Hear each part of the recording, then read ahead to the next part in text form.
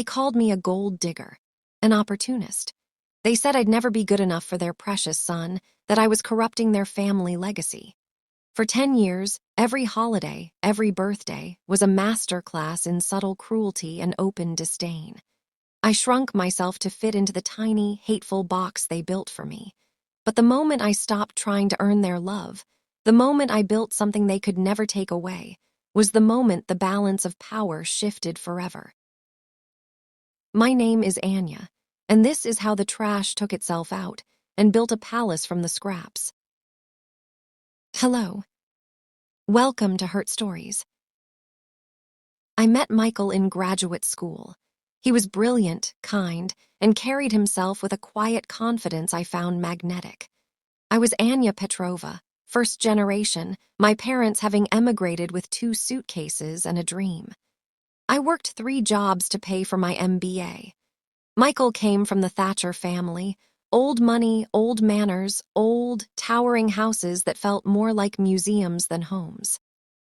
The first warning was not a siren, but a chill. The first time I was invited to the Thatcher family estate for a weekend, I wore my best dress bought with a month's tips. His mother, Eleanor, opened the door. She didn't hug me. She appraised me. Her eyes traveled from my carefully chosen shoes to my knockoff designer handbag, and I saw the verdict in the slight tightening of her lips. "How quaint," she said of the wine I brought. That weekend was an audition I hadn't prepared for. His father, Charles, held court at the dinner table, asking me pointed questions about my people, my career aspirations, my thoughts on generational wealth preservation. My answers about hard work, community, building something from nothing, were met with polite, condescending smiles. I used the wrong fork for the salad. A quiet, devastating chuckle passed between Eleanor and Michael's sister, Charlotte. "Don't worry, dear," Eleanor said, patting my hand. "It takes generations to learn these things." I was not a person to them. I was a variable, a potential contaminant in their pristine bloodline. I was a scrappy, ambitious nobody who had somehow charmed their son. Their mission, I realized too late, was not to welcome me, but to make me see my own place. And my place, in their eyes, was several rungs beneath them. When Michael and I got engaged, the campaign shifted from cold assessment to active resistance. Eleanor joked about prenuptial agreements over brunch. Charles took Michael aside for man-to-man talks about the financial risks of marrying down. Charlotte became the chief intelligence officer, subtly digging for any family drama, any sign of instability she could weaponize. Our wedding was a battlefield. They wanted a cathedral, a seated dinner for 300, a dynasty on display. I wanted a garden, friends, dancing. We compromised, which in Thatcher terms meant I surrendered 80% of my vision. My mother's handmade lace on my dress was deemed rustic. My father's heartfelt, accented speech was followed by an awkward, pitying silence they broke with overly loud applause.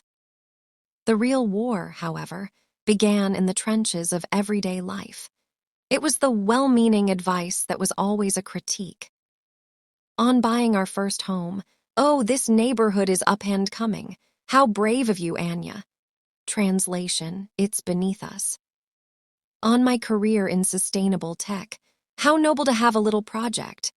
Translation, "It's not a real career like finance or law." On my cooking for a family gathering, "It's so ethnic. What do you call the spice?" Translation, "You are other. You don't belong." On my family, "Your parents must be so proud you married Michael." Translation, "You won the lottery." They forgot my birthday, but remembered to send Michael articles on divorce rates in mixed marriages. They gave him generous checks for Christmas and gave me scented soap, the same brand they gave the housekeeper. Every interaction was a paper cut, tiny, precise, deniable. If I ever flinched, if I ever said, "That hurt," the response was a symphony of gaslighting. "You're too sensitive. We're just teasing. Can't you take a joke? We're family, Anya. This is what family does." Michael loved me, but he was a peacemaker, raised to avoid conflict with his parents at all costs. His refrain was, That's just how they are. Don't let it get to you. They'll come around. He was asking me to absorb infinite poison because he couldn't bear to build a filter. I started to believe them. Maybe I was too sensitive. Maybe my expectations of basic respect were unrealistic. I began to shrink. I stopped offering opinions. I deferred to a leaner on everything. I tried to become a ghost of a wife, hopping if I took up less space, their disdain would have less to target. I was treating my own spirit like an embarrassing relative I had to hide. The catalyst wasn't a grand betrayal. It was about a teacup, a ridiculously expensive heirloom teacup. We were at the estate for Thanksgiving. I was in the kitchen, helping, which meant being supervised by a leaner. She handed me the teacup to dry. It slipped from my soapy hands, shattered on the marble floor. The silence was absolute. Then Eleanor's face, usually a mask of placid control, crumpled into pure, unadulterated contempt. That, she hissed, was my grandmother. It was part of a set that survived the war. It's irreplaceable. I am so sorry, Eleanor. It was an accident, I whispered, my hands shaking. Charles stormed in. Clumsy, he spat, just careless. But it was Charlotte, leaning in the doorway with a smirk, who landed the blow. You know, Anya, some things just can't be replaced. Some things have a history, a pedigree that, well, you wouldn't understand. You just break them and expect sorry to fix it. I looked at Michael. He was staring at the broken pieces, his face pale. He said nothing, not a word in my defense. In that moment, the last illusion shattered with the porcelain. This wasn't about a cup. This was their entire worldview made manifest. I was the clumsy, ignorant, pedigree-less object that had broken their perfect set. And my husband, the man I loved, was too afraid of breaking more to even move. I left the room. I didn't cry. I felt a cold, clear calm.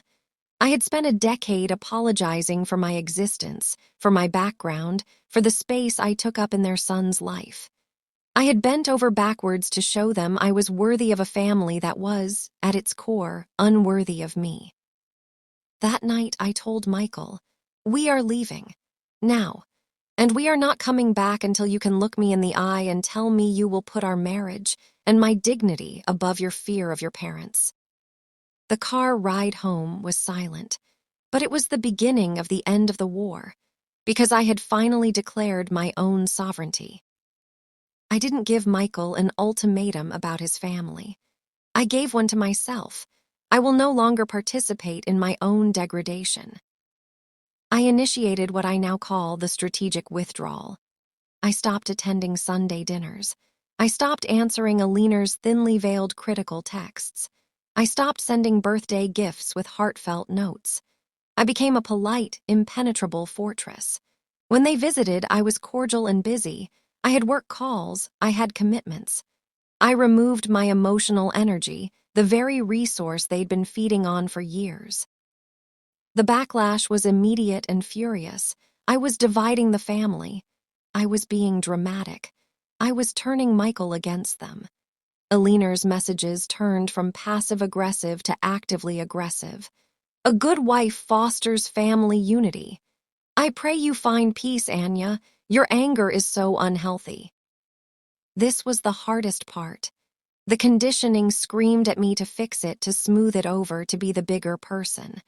But a bigger person to them was a smaller Anya. I held the line. I told Michael, you have a relationship with them, I do not. I support you in that, but I will not be their whipping boy anymore. You need to manage them. For the first time, Michael was forced to be the filter. He had to field their complaints, their guilt trips, their insults about me. And faced with the undiluted venom, without me there to absorb and soften it, he began to see it for what it was. It took months and couples therapy, but he finally found his spine. He started setting boundaries. You will not speak about my wife that way. If you can't be respectful, this call is over. They were stunned. Their obedient son was defecting, and they blamed the foreign operative, me. while they were obsessing over family drama I was building. That energy I once spent agonizing over their approval, I now poured into my career. That startup in sustainable tech, I went all in. I worked 80-hour weeks. I leveraged every scrap of knowledge, every ounce of the grit my immigrant parents had gifted me. I wasn't just building a company, I was building an arc. 2 years after the teacup incident, my company secured a series of major contracts, then a game-changing round of venture funding. We weren't just successful, we were celebrated. Featured in Forbes, Bloomberg, invited to speak at international conferences. I was no longer Michael's wife from nowhere. I was Anya Petrova, CEO. The power dynamic didn't just shift, it inverted. Money was the language the Thatchers understood, and I had just become fluent. But it wasn't the money itself. It was the autonomy, the undeniable, tangible proof that I was not an accessory to their son. I was a creator in my own right. I had built a table, and it was far more interesting than theirs. The first olive branch was, predictably, transactional. Charles, through Michael, asked if I'd consider an investment meeting with a friend of his. I politely declined through my assistant. The message was clear. I am no longer a family subordinate to be summoned. I am a professional to be approached through proper channels. The reckoning arrived with a medical scare. Charles had a serious heart condition. Faced with mortality, the facade of the perfect, impervious dynasty began to crack. Eleanor, I was told, was struggling. The social capital she'd curated for a lifetime felt hollow. Charlotte's marriage, a suitable match, was falling apart. And then the unthinkable happened. They needed something from me, not just money, but access. A prestigious charity board Eleanor had coveted for years was chaired by one of my major investors. A business associate causing problems for Charles's firm was a competitor I had recently bested. They couldn't command me, they couldn't mock me into compliance. For the first time they had to ask, and not through Michael, they asked to see me. I agreed to meet at a neutral public place, a high-end hotel bar. The power was in the venue choice. It was not their home turf. It was neutral corporate space, my world. Eleanor looked smaller. Charles had lost his bluster. They fumbled through small talk, their condescension replaced by a jarring, awkward deference. Finally, Eleanor cleared her throat. Anya, we realize we may not have always been as welcoming as we could have been. I sipped my water. Welcoming is an interesting word for a decade of psychological warfare, Eleanor. She flinched. Charles jumped in. Now, see here, there's no need to be harsh. We're trying to make amends. Are you? I asked, my voice calm. Because it sounds like you need a favor. That's not amends. That's a transaction. The silence hung between us, thick and awful. Then Eleanor did something I'd never seen. Her eyes filled with genuine, unvarnished tears, not the theatrical kind, but the shaky, humiliating kind. I am sorry, she whispered. I was afraid. You were everything I wasn't: brave, self-made, unafraid of what people thought. I mistook my fear for superiority. I have treated you terribly, and I am ashamed. Charles looked at his hands. The family, it's not what we thought. The things we valued, they don't hold up. Michael respects you more than he ever did me. You've built something real. We were wrong. They were begging, not just for forgiveness, but for a place in the narrative of success and strength I now embodied. They were looking at the palace I'd built from the scraps they'd tossed aside, and they wanted shelter from the storm of their own making. I listened. I let them sit in their discomfort, and then I spoke. I accept your apology, I said, but forgiveness is not absolution. It is not a reset button. We will not be going back to Sunday dinners where I am the help. We will not be pretending the last decade didn't happen.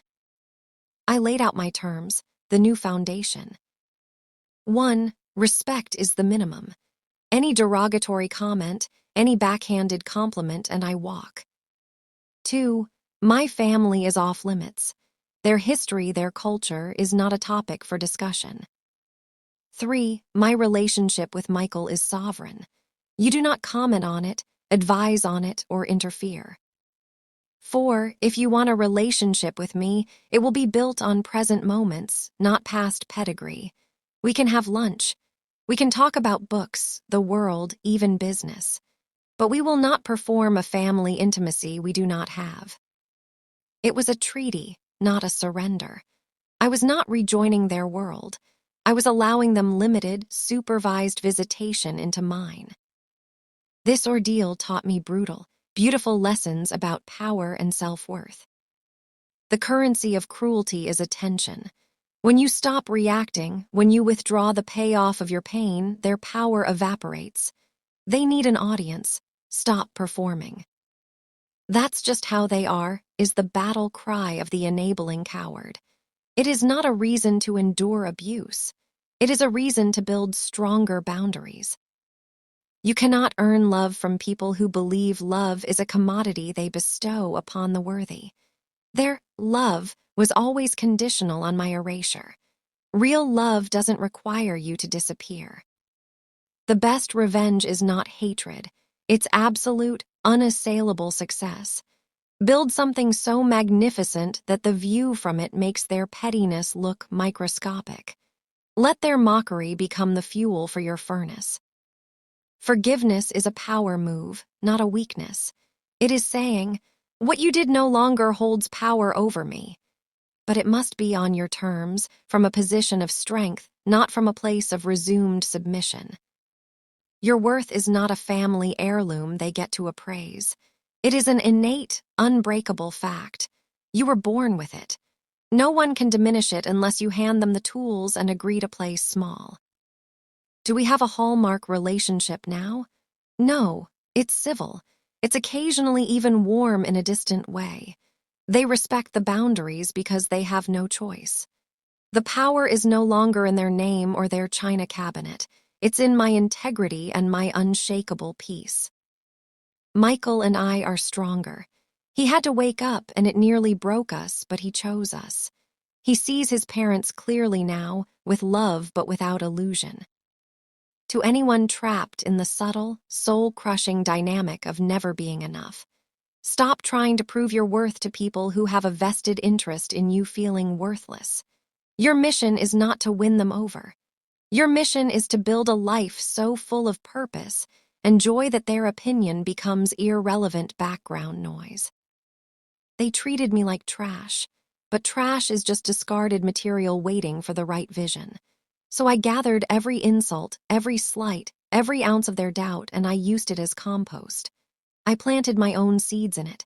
And now I live in the fruit of that harvest. And from up here, the begging doesn't sound like victory. It just sounds quiet. And the quiet, after a decade of war, is the sweetest sound I've ever known. Thanks for listening. If you want to hear more story like this, please like the video and subscribe the channel. Hit the bell icon to get notified.